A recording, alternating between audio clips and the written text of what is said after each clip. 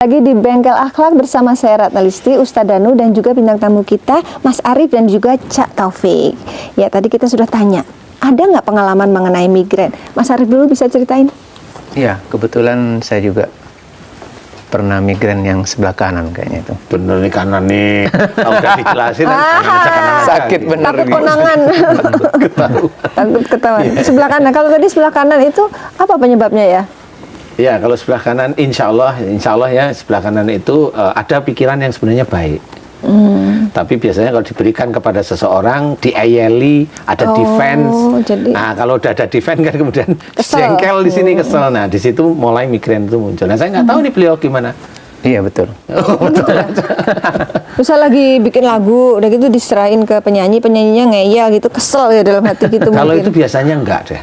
Enggak ya? Enggak, kalau sama teman biasanya Enggak reaksinya ya? enggak. Jarang. Kalau itu apa penyebabnya? Bukan hubungan Biasanya dengan teman? istri biasanya. Oh gitu ya? Saya nggak tahu, saya nggak tahu biasanya. Gimana tuh Mas? Bener banget. Loh, benar. Lah terus apa itu solusinya Pak Ustadz? Ya, Supaya nggak sering sebenarnya terjadi. yang paling ringan itu saya memberikan gambaran ya. Sebenarnya sakit yang paling ringan itu sakit kita kalau kita dosa sama teman. Itu yang paling ringan. Mulai agak berat itu sakit kita kepada pasangan kita. Itu agak berat. Lebih berat lagi sakit kita disebabkan dosa kita kepada orang tua. Nah, kalau sudah kepada orang tua, ini akan menuju ke arah kematian. Biasanya seperti itu. Jadi jangan dianggap yang namanya berani sama orang tua itu dipikir kayak anak muda sekarang. Lu lalu aja gitu kan. Ya bisa. Kalau dia seorang muslim, dia harus belajar menghormat pada orang tuanya. Karena kalau dia tidak hormat pada orang tuanya, dia meremehkan atau dia marah atau dia apa, itu pada waktu dia diberi ujian berupa musibah oleh Allah Ta'ala, itu nanti bisa menuju ke arah kematian. Insya Allah. Kenapa? Hampir setiap jamaah yang cerita kepada saya tentang penyakitnya, kalau saya lihat umurnya masih muda. Kemudian penyakit ini kata dokter gimana? Kayaknya ini berat. Saya hanya bisa menebak kamu ada dosa sama orang tua. Kalau di titik itu kamu marah seperti ini sama orang tua, pasti dijawab iya. Itu kunci. Itu sudah kunci. Nah, kalau iya berarti jalan satu-satunya untuk mempercepat biar Allah itu memberikan kesembuhan, kamu meminta maaf sama orang tuamu. Jadi sudah harus jelas. Harus jelas. Jadi istilahnya kalau dalam Islam menceritakan wadhkurullaha katsiran la'allakum tuflihun. Jadi banyak berzikir istilahnya agar kamu beruntung. Nah, berzikirnya salah satunya yang dihadapkan adalah meminta ampunan, benar-benar serius. Ini tetap zikir namanya. Kita ingat pada Allah. Wahai ibu, wahai ayah, jika aku sering sebutkan, sering begini sama ibu, sering begini sama ayah, dan itu dosa di hadapan Allah, jelas ya, kita sudah tahu dosa di hadapan Allah, aku mohon ampun kepada ibu atau kepada bapak, lillahi ta'ala. Nah, ini sudah jelas, ada ikrar.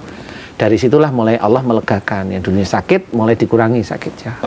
Seperti itu. Jadi intinya adalah pada waktu kita ingat pada Allah Ta'ala, salah satunya adalah memohon ampun. Mohon ampun. Nah, itu Allah akan melegakan awalnya, tapi ini belum bisa dikatakan itu sembuh. Karena biasanya kalau sama orang tua, reaksinya itu ke arah kematian reaksinya. Tapi kalau ke arah umumnya, kayak Mas Arif umumnya, kalau sama istri jengkelnya ya migrain. Nah, tapi kalau itu jengkel terus, apalagi beliau orangnya itu agak pendiam, ingat tumor itu menanti. Nanti. Waduh, mengintai tumornya. Kalau itu migrain terus, migrainnya itu mulai agak apa namanya? Agak sering migrain akhirnya sehari itu migrain, 2 hari migrain, seminggu ini sudah mulai ada tumor nih pasti. Pasti kita waspada ya Pak? Kita harus waspada, makanya tetap harus hati-hati. Bagaimana caranya tidak marah ya, apalagi ini Mas Arif kepada istri ya, belajar memahami istri atau pengajian itu bareng atau sama-sama saling sharing, nggak cuma sharing, bersama-sama belajar untuk merubah kehidupan berkeluarga ini menjadi rahmatan lil alamin. Itu bagaimana sih kan gitu. Jadi itu bisa didiskusikan. Ya, insya Allah itu migrainnya insya Allah bisa hilang. Gitu Mas Arif. Insya Allah ya. Insya Allah ya. Nah, kalau Cak Taufik ada pengalaman apa nih soal migrain? Kalau saya bukan migrain tapi sakit kepala Ustaz. Kayak kemarin kan saya ngedit video nih dari habis subuh berhenti sholat duhur habis itu bikin lagi sampai asar, kan orang penasaran terus, bikin ngedit, tahu-tahu sakit kepala. Itu akibat dari apa Ustaz? Apa kelelahan atau memang karena ada hubungannya dengan emosi juga mungkin? Kalau kelelahan insya Allah enggak, karena bisa aja fisiknya Mas Taufik ini memang tidak lelah.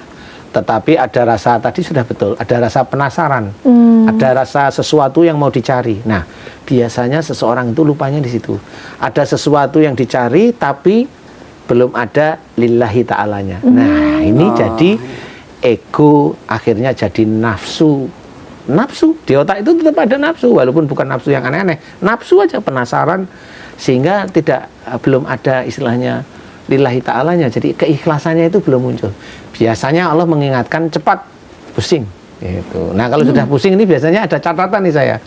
Kalau tadi Mas Taufik itu cerita apa pusing pada waktu ini, saya bisa berkata bahwa oh insya Allah keimanan Mas Taufik itu cukup bagus. Jadi pada waktu beliau melakukan kesalahan, Allah langsung memberinya itu cepat. Maksudnya Allah memberi cepat itu kenapa? Agar Mas Taufik itu paham bahwa ini loh salahmu. Gitu.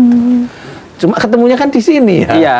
Nggak tahu gitu. Saya sangat tertarik dengan metode yang Ustadz berikan. Bahkan saya sudah 2 kali ya sekarang ke Bengkel Akhlak.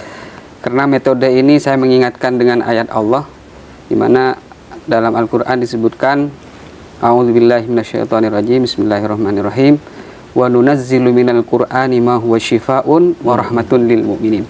Bahwasanya Allah itu turunkan Al-Quran adalah sebagai obat dan rahmat bagi orang-orang yang beriman gitu.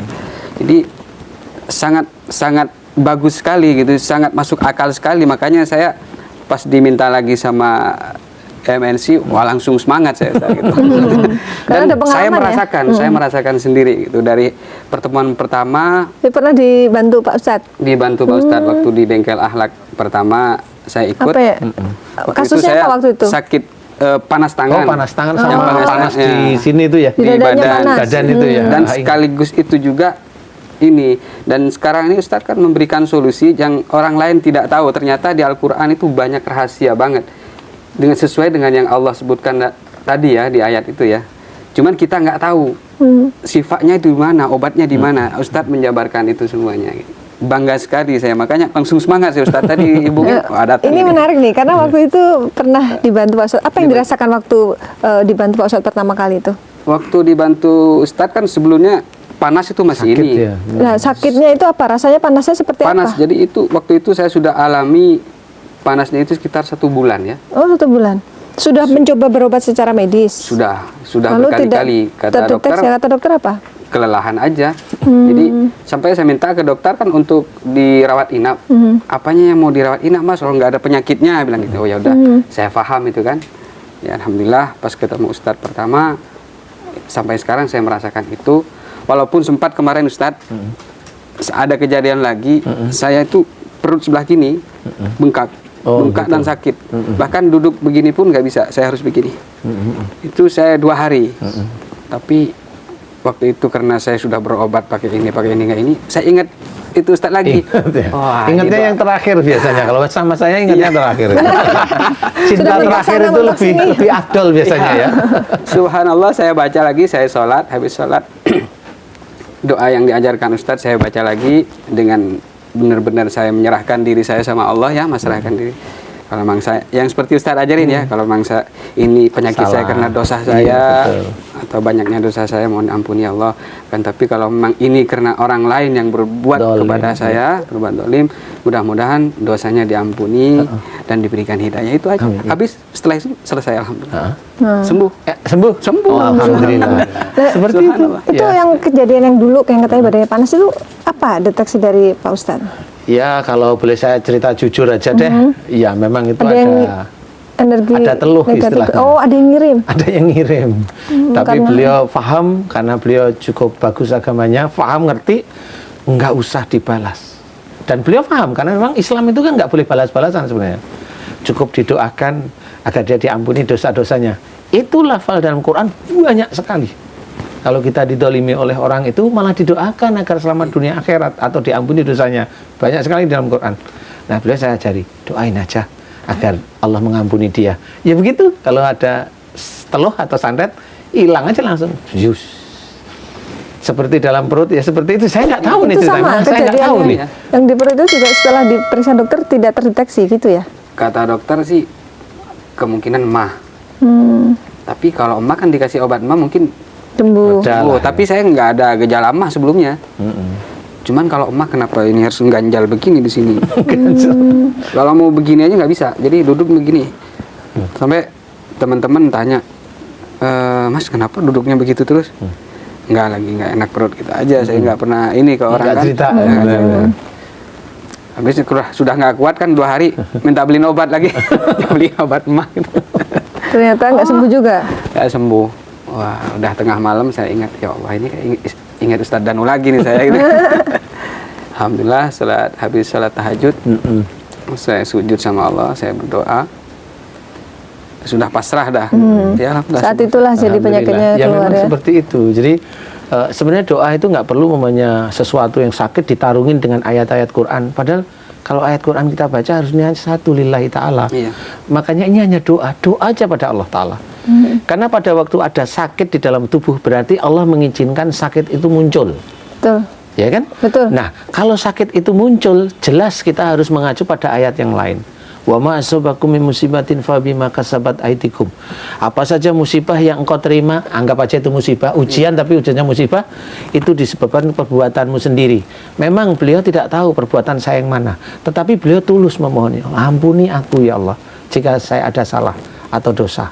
Kemudian jika itu ada orang lain berbuat dolim pada diriku, orang lain berbuat dolim pada diriku, berarti Kita doakan orang lain iya, itu.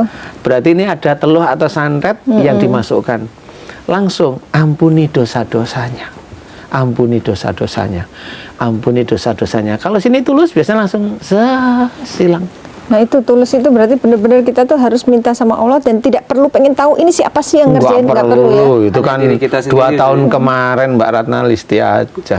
Pak Ustadz Gitu ya.